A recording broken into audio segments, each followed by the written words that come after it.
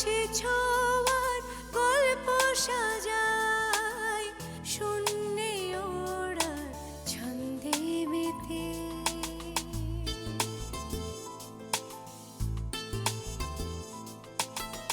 আকাশে যে অসীমের ঠিকানায় সে যেন শুধু দৃশ্য সাজায় যত গল্প ধাঁধায় হাত বাড়ালে বুঝি কেউ নেই আকাশ ছোঁয়ার গল্প সাজায় শূন্যে ওড়া ছন্দে মেতে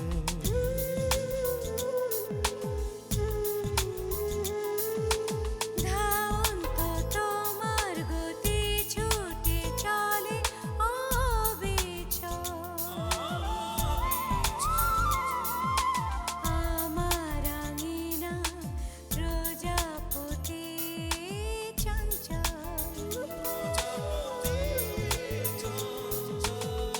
উড়ে উড়ে যায় কত অলি গলি অবিরত যত কল্প ধাঁধায় মন পাড়ালে বুঝি কেউ নেই। আকাশে ছোঁয়ার গল্প সাজায় শূন্যে ওড়ার ছন্দে মেতে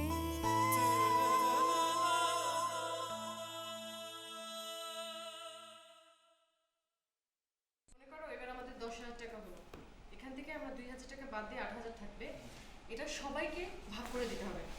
এবং কি ব্যাপার পলকদা, আজ এত খুশি খুশি লাগছে কেন? জেলা কমিটি থেকে ডাক এসছে। বাহ, এ তো দারুণ খুশির খবর। আমাদের লাস্ট অ্যাকশনটা ভালো রেজাল্ট দিচ্ছে। তাহলে তো ভাই আপনি উঠে গেলেন। তোরা উঠবি, ভালো মতো কাজ কর, তোরা উঠবি। বলেন কি ভাই, তাহলে কি আমিও আপনার মতো সভাপতি হতে পারবো? জেলা কমিটিতে ডাক পাবো? হ্যাঁ, কেন না? আমিও তো তোর মতো একজন সাধারণ কর্মী ছিলাম, ধাপে ধাপে উঠেছি। আচ্ছা তুই এক কাজ কর, আমাদেরকে চা খাওয়া যা। জি ভাই।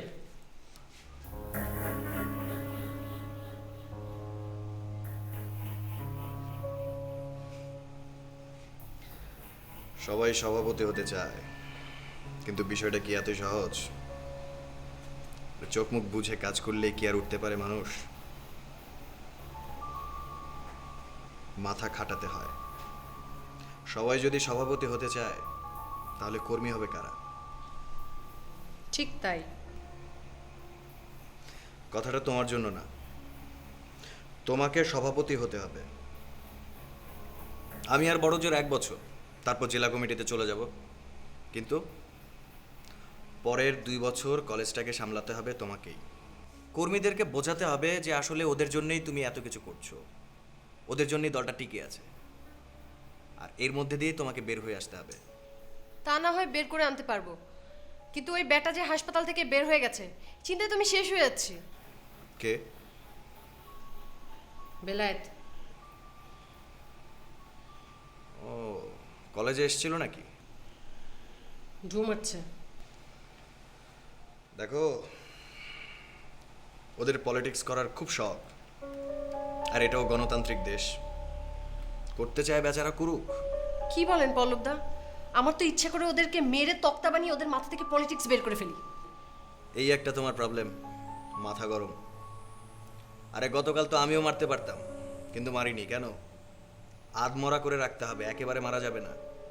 শোনো, ধনী দেশগুলো গরিব দেশগুলোকে ধ্বংস করে দেয় না, একেবারেই বাঁচিয়ে রাখে। কেন বাঁচিয়ে রাখে জানো? এখানে একটা স্বার্থ আছে। উপরে উপরে ডোনেশন দেয় ঠিকই, কিন্তু তলে তলে ওদের কাছ থেকে সব কিছু লুট করে নিয়ে যায়। আর ঠিক তেমনি বেলায়েতদের মতো পলিটিশিয়ানদেরকেও আমাদের বাঁচিয়ে রাখতে হবে। ওরা যদি বেঁচে না থাকে তাহলে আমরা ধনী পলিটিশিয়ান হব কি করে? ঠিক বলেছেন।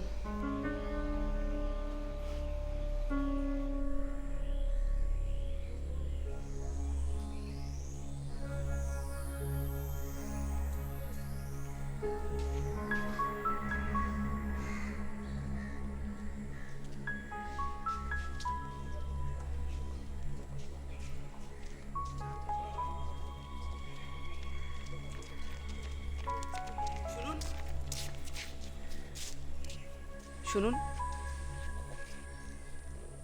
বলুন। আমার নাম নিশীথ, আমি আপনার সঙ্গেই পড়ি। আসলে আপনি আজকে যে প্রতিবাদ করেছেন তাতে আমরা খুবই লজ্জিত। প্রমিস করছি আপনাকে এই ধরনের কাগজ ছুঁড়ে আর কখনো ডিস্টার্ব করবো না। ঠিক আছে, কিন্তু এই কথাগুলো তো আপনারা ক্লাসরুমেও বলতে পারতেন। বলতে পারতাম, কিন্তু বুঝতে যে একটু সময় লাগলো। ভালো, কিন্তু আসলে এই ধরনের কাগজ পেলে মন মানসিকতা অন্যরকম হয়ে যায়। আসলে হয়েছে কি, কেউ কেউ আপনার সাথে রসিকতা করতে চেয়েছিল, সেই জন্য আমিও। দীপা, তোর কেন দেরি হবে? একটু দাঁড়া, আপনি আর কিছু বলবেন? চল।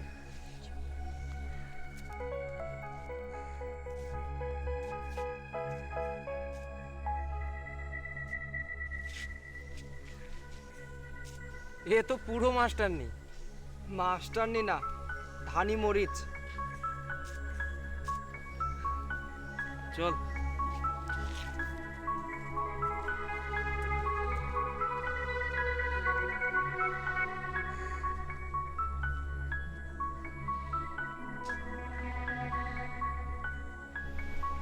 ভালোই হয়েছে, ছেলেগুলোকে আজকে ইচ্ছা মতো নাস্তানাবুদ করা হয়েছে। ওই মায়াও কি ওদের সাথে কথা বলেছে? না, তবে মেয়েদের এই জয়টা একটু সেলিব্রেট করা উচিত। কি করে? নেচে গিয়ে। নাচ? তো লজ্জা করে না? কেন? ভুলে গেছিস গতকাল রাতের কথা? রূপাদিন নাচ নিয়ে যা যা করলো সব ভুলে গেছিস? আরে শিলাদি আমাকে বলেছে ওদেরকেও র্যাগিং দিয়েছিল। শিলাদির রুমমেটের অনেক জ্বর ছিল, ওই জ্বরের মধ্যে ওকে রাতেরবেলা গোসল করিয়েছিল, জ্বর আরও বেড়ে গিয়েছিল। কি বলিস? আর শিলাদিকে? হ্যাঁ, দিয়েছিল। শিলাদির কোলবালিশ দিয়ে বলল, মনে কর এটা তোর বর, তুই এখন তোর বরের সাথে প্রেম কর। হায় ভগবান! আচ্ছা দীপা, আজকে ছেলেদের সাথে জিতে খুবই খুশি খুশি লাগছিল, কিন্তু আমরা মেয়েরা তো মেয়েদের কাছেই হেরে আছি। জানিস আমার ঠাম্মা কি বলতো? মেয়েরাই নাকি মেয়েদের সবচাইতে বড় শত্রু। ও, একটা কথা তো বলাই হয়নি, গতকাল রাত্রে বড় দিদি নাকি রূপাদিকে ডেকে অনেক বকাঝকা করেছে, শিলাদি বলল। যাকগে ওইসব, এখন তো যার যার কাজে যেত। আমি এখন অনেক লেখাপড়া বাকি আছে, ওগুলো সব শেষ করবো। যা। দীপা, আজ তো ক্লাস হয়নি, তুই কি পড়বি? আমার দুদিনের পড়া জমে আছে। তোদের নাচ গান যা ইচ্ছে তাই কর, আমি ভাই পড়তে যাই, আমার মেলা পড়া বাকি।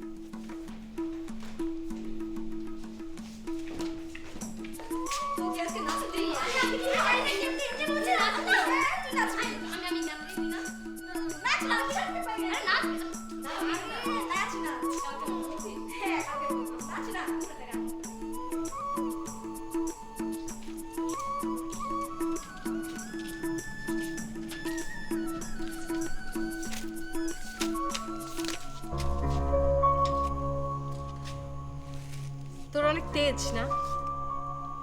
শুনলাম কলেজে অনেক ভেলকি দেখিয়ে বেড়াচ্ছিস। তুই কি ভেবেছিস তোর র্যাগিং খাওয়া শেষ?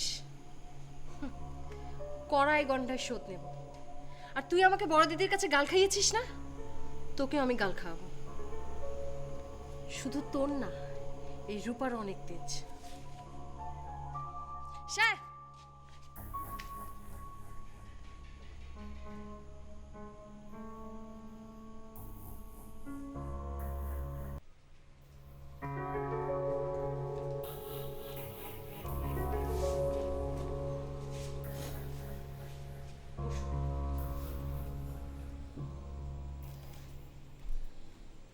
বলো দীপা, কোনো সমস্যা? আগে বড়দি গতকাল রাতে রূপাদি আমাকে থ্রেট করেছে। থ্রেট করেছে? কীরকম? আমি আসলে রাতে বাথরুমে যাওয়ার জন্য বের হয়েছিলাম, হঠাৎ করে রূপাদি আমাকে হ্যাচকা টান দিয়ে আড়ালে নিয়ে গিয়ে কী সব জানি আজে বাজে কথা বলছিল। দীপা তুমি আমাকে পরিষ্কার করে বলো তো, মানে কি বলেছে, কি বলেছে? আসলে কথাগুলো আমার পুরোপুরি তেমন মনে নেই। প্রচণ্ড রাগ হচ্ছিল আমার, কিন্তু তার কথা শুনে মনে হচ্ছিল সে আমার উপর অনেক রেগে আছেন। বলছিলেন আমাকে দেখে নিবে, এই ধরনের কথা আর কি। আচ্ছা দীপা, তোমার কি এর আগে রূপার সাথে কখনো ঝগড়া হয়েছে? ওই যে র্যাগিংয়ের দিন আপনি যে আসলেন না। ও হ্যাঁ হ্যাঁ। আসলে বড়দি, আমি এখানে লেখাপড়া করতে এসেছি। আমার বাবা যদি জানতেন যে এখানকার পরিবেশের এই অবস্থা, তাহলে আমাকে কখনোই এখানে ভর্তি করতেন না। দেখো দীপা, কলেজটা কিন্তু এখনো ভালোই আছে। গুটি কয়েক ছাত্রের জন্য কিন্তু তুমি পুরো কলেজকে খারাপ বলতে পারো না। কিন্তু আমি তাহলে কি করব? আমাকে বলে দিন যে আমি আসলে কি করব, আমার কি করা উচিত? আসলে রূপার বিরুদ্ধে এর আগে আমিও অনেক অ্যাকশন নেবার চেষ্টা করেছি, কিন্তু কিছুই করে উঠতে পারিনি। পলিটিক্স করে তো, তাই কলেজ কমিটি ওর বিরুদ্ধে কোনো অ্যাকশন নিতে ভয় পায়। আর গতকাল যে কলেজে গন্ডগোলটা হলো, এতে করে কিন্তু ওর ক্ষমতাটা আরও বেশি বেড়ে গেছে। তাই এই মুহূর্তে ওর বিরুদ্ধে কোনো অ্যাকশন নেওয়াটা ঠিকও হবে না।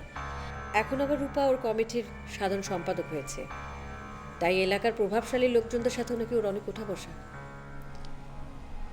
কি বলছেন বড়দি? তাই বলে কি আমাদের এই হোস্টেল বা কলেজের কোনো শিক্ষকের পক্ষে কি সম্ভব না এরকম একটা দুষ্ট মেয়েকে শাস্তি দেয়া?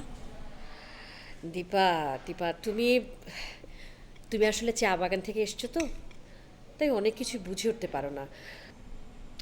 এত অল্প সময় তো সব কিছু করা সম্ভব না। যে কোনো কিছুর জন্য একটা মিনিমাম সময় তো লাগবে, তাই না? একটু ধৈর্য ধরো, নিশ্চয়ই একটা ব্যবস্থা হবে। কিন্তু ততক্ষণ পর্যন্ত তুমি রূপার সাথে কোনো ধরনের ঝামেলায় জড়িও না। কিন্তু বড়দি, আমি তো আগ বাড়িয়ে কোনো ঝামেলা কখনোই করি না। করো দীপা। গতকাল তুমি ইংলিশ ক্লাসেও কিন্তু ছাত্রদের অপমান করেছো, আর এটা নিয়ে শিক্ষকদের মধ্যে অনেক কথা উঠেছে। কিন্তু দেখো দীপা, তুমি নিজের ভিতটা শক্ত না করে যখন প্রতিবাদ করতে চাইবে না, তখন কিন্তু সব ওই তাসের ঘরের মতো ভেঙে যাবে। এতে কিন্তু তোমার আরো শত্রু বেড়ে যাবে। তুমি কি আমার কথা বুঝতে পেরেছো দীপা? এখন তাহলে যাও, আর নিজেকে একটু সামলে চলো। ধন্যবাদ।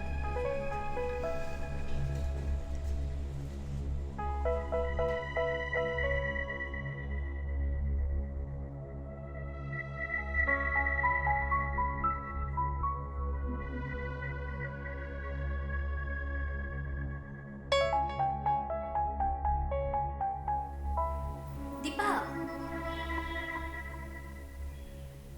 মাথায় কি হয়েছে? জট বেঁধে গেছে। বড়দির সাথে এতক্ষণ কথা বলতে বলতে আমার মাথায় এখন জট ধরে গেছে। কি নিয়ে কথা বলছিলি? আর কি, রূপাদির বিষয়। কি বললো? ওই একই কথা, রূপাদির বিরুদ্ধে এখন কোনো অ্যাকশন নেওয়া যাবে না, উল্টো আমাকে সামলে চলতে বলেছে। উনি যা যা করবেন সবসময় তাই মেনে চলতে হবে। ঠিকই তো বলেছেন। এই দীপা, শোন।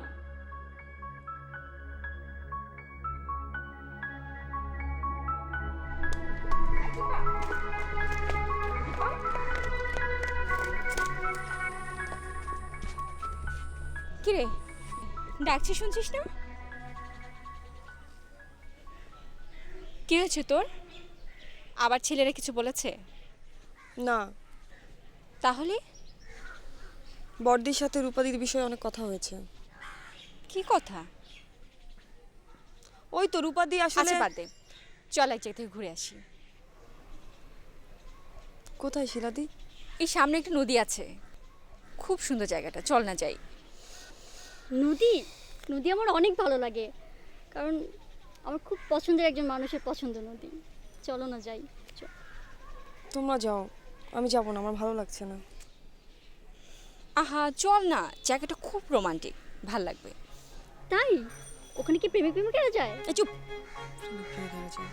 হ্যাঁ, জায়গাটা খুবই প্রেমময়, আমিও যাই। তাই? কার সাথে? একা একা। চল।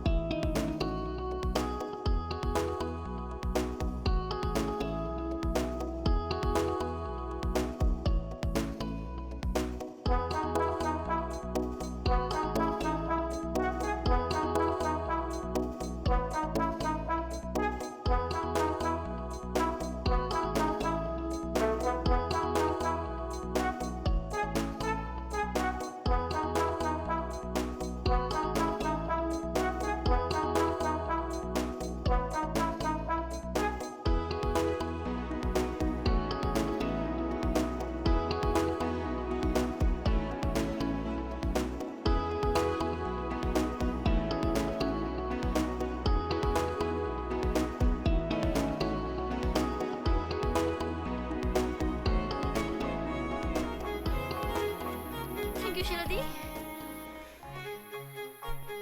সত্যি মুগ্ধ করার মতো একটা জায়গায় নিয়ে এসছো। আমার মন একদম ভালো হয়ে গেছে। You are most welcome.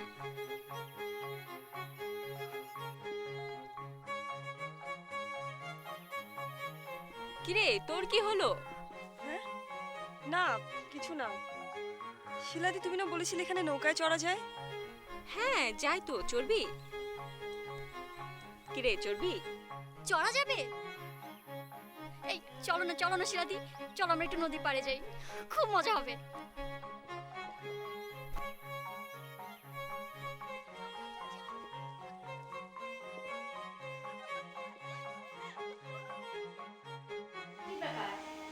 বইপত্র এলোমেলো করে রেখেছো কেন?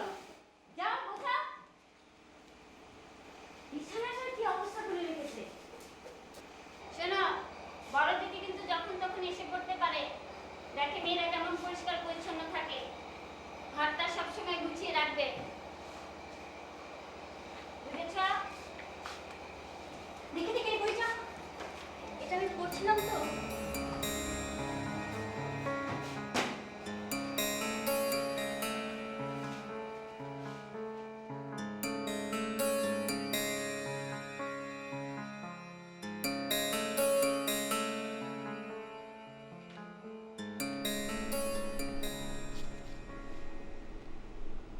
দীপাবলি, তুমি কখনো প্রেম করেছো?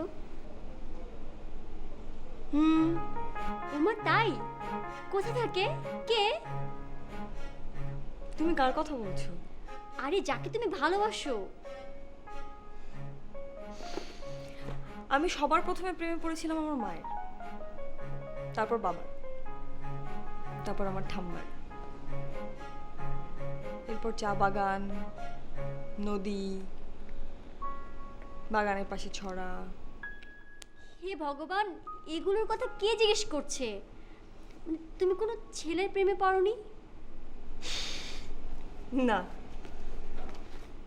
তুমি দেখতে অনেক সুন্দরী, দেখবে অনেক ছেলেরা তোমার সাথে প্রেম করতে চাইবে। দীপাবলি, তোমাকে একটা গোপন কথা বলি, তুমি কাউকে বলবে না তো? না। কি? আজ না ওর চিঠি এসেছে। কার? এ মা, তুমি কিছু বোঝো না? আমি যাকে ভালোবাসি তার।